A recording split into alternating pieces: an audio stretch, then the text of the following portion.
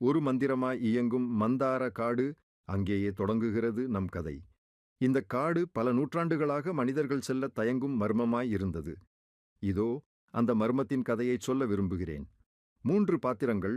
அவ்னி தைரியமிக்க யுவதியாக புதிர்களை தீர்க்கும் ஆர்வம் கொண்டவள். ஆதவ் அறிவாளியான, எப்போதும் விஞ்ஞானத்தை நம்பும் யுவன். மாயன் மர்மவாதம் மிக்க வனகாவலன், நம்மை ஆச்சரியத்தில் ஆழ்த்துவான். மாலை நேரம். அவ்னி மற்றும் ஆதவ் இருவரும் தங்கள் பயணப்பையில் வெறும் சில தேவைகள் மட்டுமே கொண்டு மந்தார காடு நோக்கி பயணித்தனர். இந்த காடு எங்கே நம்மை அழைத்துச் செல்லுமோ அது நிச்சயம் சுவாரஸ்யமாக இருக்கும். அவ்னி சொன்னாள். ஆதவ் வெறுமனே சிரித்தான். அவ்னி, அவன் சொன்னான், இந்த மர்மங்கள் எல்லாம் சாதாரணமான விஞ்ஞான விளக்கங்கள் மட்டும்தான். நாமே அதை நிரூபிப்போம். அவர்கள் காடினுள் நுழைந்தனர். முதல் சில நிமிடங்கள் சீரான மரங்கள், பறவைகளின் சத்தம். ஆனால் சில தூரம் சென்று மாறிவிட்டது அந்த நிலை. அந்த இடம் பச்சை நிற ஒளியால் நிறைந்திருந்தது. மரங்கள் பேசுவது போல் காற்று அசைந்தது. இது மந்திரமா? இல்ல, பசுமையான பசை அல்லது ஒளியல் விளைவு. அவர்களின் திசை தெரிந்தது. ஆனால் அவர்கள் எவ்வளவு சென்று பார்த்தாலும் ஒரு புதினம் மாதிரியே அங்கே புதைந்திருந்தது. திடீரென்று மாயன் என்ற ஒரு குரல் கேட்கப்பட்டது. ஒரு முதியவர் தோன்றினார். அவ்னியும் ஆதவும் அதிர்ச்சி அடைந்தனர். நீங்கள் யார்? அவ்னி விசாரித்தாள். நான் மாயன், இந்த வனத்தின் காவலன். உங்களுக்கு உதவ வேண்டும் என்பதற்காகவே நீங்கள் அழைக்கப்பட்டீர்கள் என்றார் அவர். மாயன் ஒரு தடைப்பட்ட இடத்தை காட்ட முயற்சித்தார். இந்த காடு ஏன் இப்படி நடந்து கொள்கிறது தெரியுமா? அவன் கேட்டார். இதில் ஒரு சாபம் இருக்கிறது, மாயன் விளக்கினார். அதனை நீக்க ஒரு துணைக்கரம் தேவைப்படும். அதுவே உங்களுடைய வேலையாக இருக்கிறது. நாங்கள் எப்படி சாபம் நீக்குவது?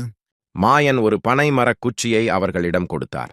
இதற்கு 3 தேடல்களின் வழியே செல்ல வேண்டும், அவர் சொன்னார். ஒவ்வொன்றும் உங்கள் துணிச்சலையும் அறிவையும் சோதிக்கும். முதல் தேடல், சிறு பாறையின் மர்மம். அவர்கள் அந்த பாறையை அடைந்தபோது அது அவர்களுக்கு பேச ஆரம்பித்தது. உங்கள் இருவருக்கும் சமரசம் செய்து பார்க்க வேண்டும்.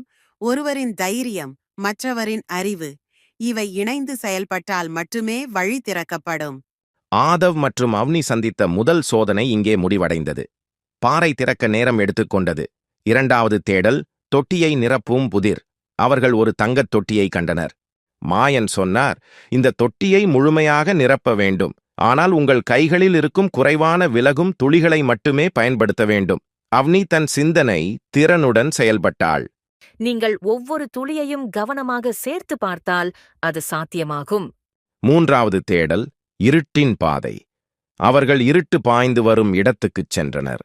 ஒளியின் சிறு துளிகளால் மட்டுமே வழி தெரியுமாயிருந்தது. அங்கு மாயன் அவர்களுக்கு ஒரு குறிப்பை அளித்தார். இங்கு இருக்கும் ஒளியின் வழியை கண்டுபிடிக்க வேண்டும். ஆனால் உங்கள் மனதின் பயத்தை அணைக்க வேண்டும். இறுதியாக அவர்கள் 3 தேடல்களையும் முடித்து வெற்றியடைந்தனர்.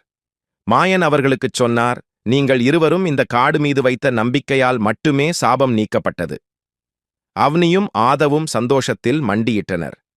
ஆக, மர்மங்கள் நிறைந்த மந்தாரக் காடு மேலும் ஓர் யுகத்திற்கு இளமையுடன் காத்திருக்கும். இந்த பயணத்தில் நம்பிக்கையும் துணிச்சலும் நம்மை வழிநடத்தும் முதன்மையான கருவிகளாக இருந்தன.